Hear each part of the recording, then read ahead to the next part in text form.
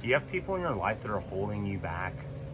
Maybe they're friends from your past. Maybe you've lost people along the way and you can look back and see why. But I think all of us have to really do evaluations on the people in our lives and the energy that we get from them, that we give to them. And today I want to talk about 7 signs that you're letting the wrong people hold you back in life.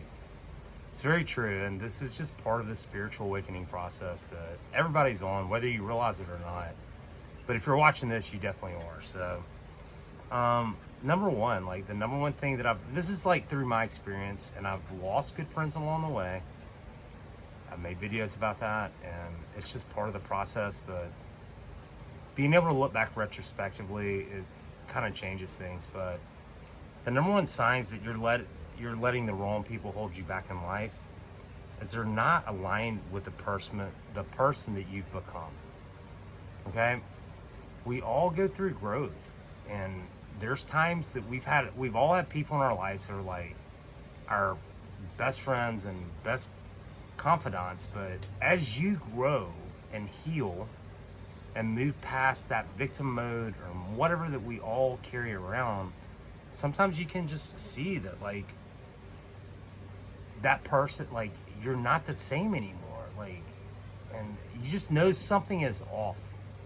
And you know, I think that's a sign that we have to listen to as individuals, as humans, and as spiritual beings. Just as you're growing, like there's probably people in your life that are still there in your life that may not be aligned with you as much as they used to be. Sign number 2. Former common interests have changed.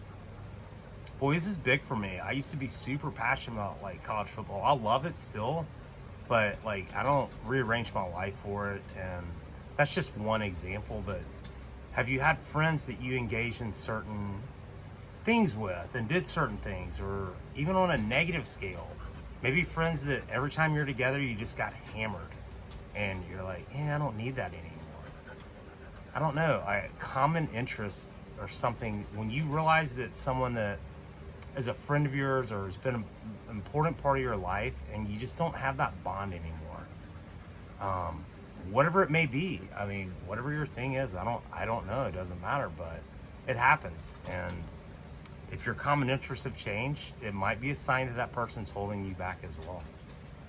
Number 3, they represent a past version of you and engage in unhealthy habits.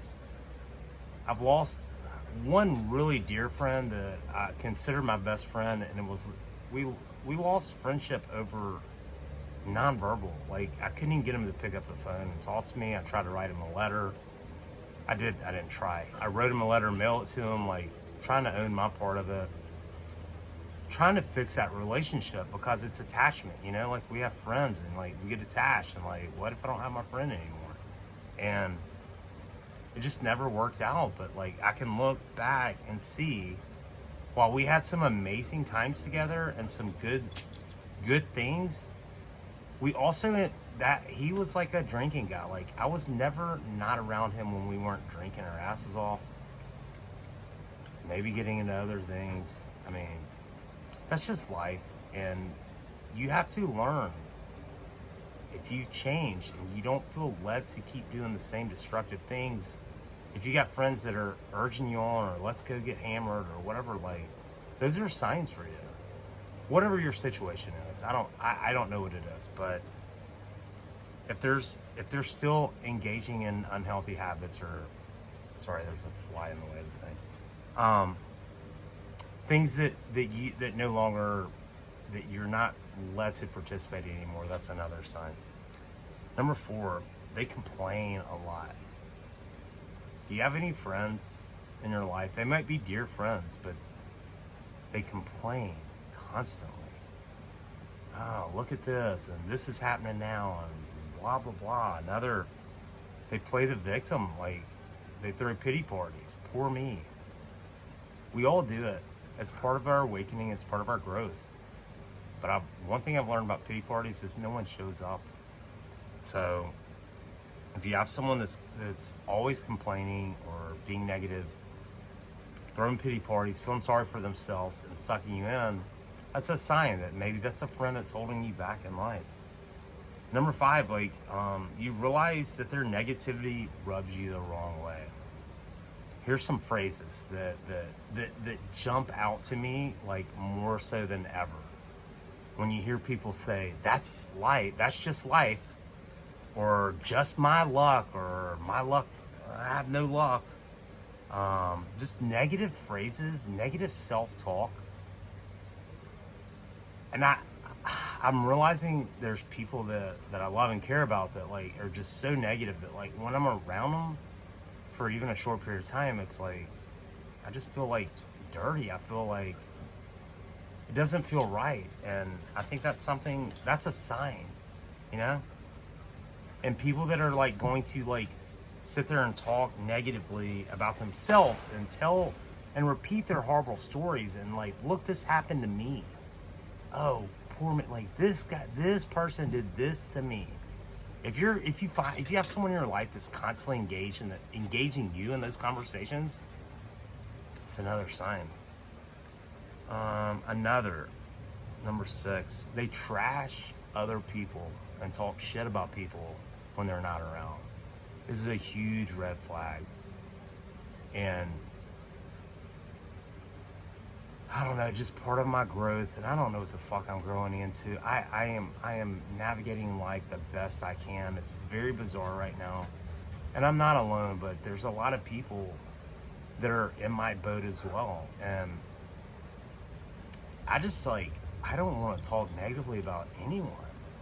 And I sure as hell don't want to listen to other people run someone down when they're not there. I mean, if I have a problem with you, I'll talk to you. I will reach out in a calm way and try to address it in person or on the phone. But there's a lot of people that, like, just spin their wheels and try to make themselves feel better by shitting on someone who's not there. And that's not healthy, and that's not helpful to anyone.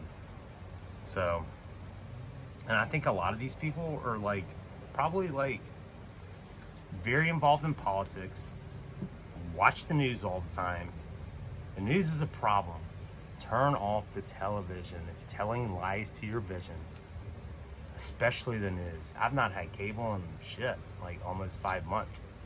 I'm gonna do a video on that, but it's important to tune that shit out.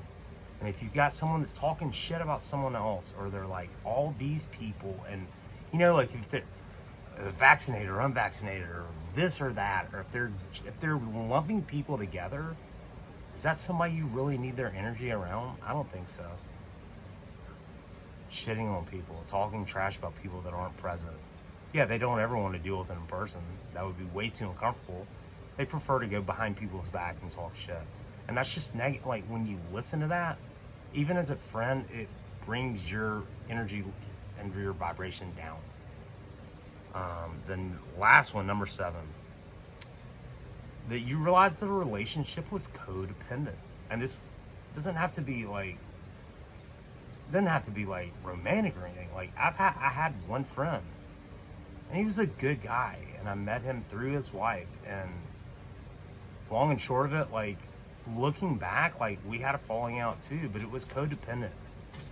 I counted on him to do things to help me, and I helped him, and he counted on me to do things to help him. It wasn't a real friendship. It was rooted in that expectation. And I'm a Libra, and I like things to be fair. He wasn't open and honest with me. Like, he lied to me at times, and I lost it, man. But looking back, he was going through things that I couldn't get past my ego. Point being, if you have someone that, like, is only a friend because they do things for you and you can do things for them, it's not healthy. So, I don't know. These are just signs. I mean, we're all going through an awakening process. This world is about to get crazy. It is. I just feel it energetically. We're on the cusp of something no one's ever lived through. But try to be aware of these things. There's people in your life, and if they're holding you back, if you feel worse being around them, if they're always being negative, they're always talking politics or disease or fear, or if they're fear-based, maybe this is a time to like take a break. You can still love people and not engage with them. That's what I've learned. I've lost some friends and I love all of them. I do, and I open my door if things ever change. But looking back, I can kind of see why some of this shit fell apart. And I know I'm not the only one. So thanks everyone for tuning in. I've got some couple podcasts coming up. I'm trying to create and do things because nothing else is really working, and I want to make a difference. I want to put my good where it does the most. And I'm just trying to live my truth. Man, it's fucking tough. I'll go ahead and say that. It's fucking tough to live your truth. It is. It's fucking tough to like be authentic. It's tough to say no to opportunities that sound fantastic financially, but deep down like it's killing your soul. Like, hey, I'm being me, and I'm trying to create, and I'm trying to help people, and I hope this helps you or someone out there.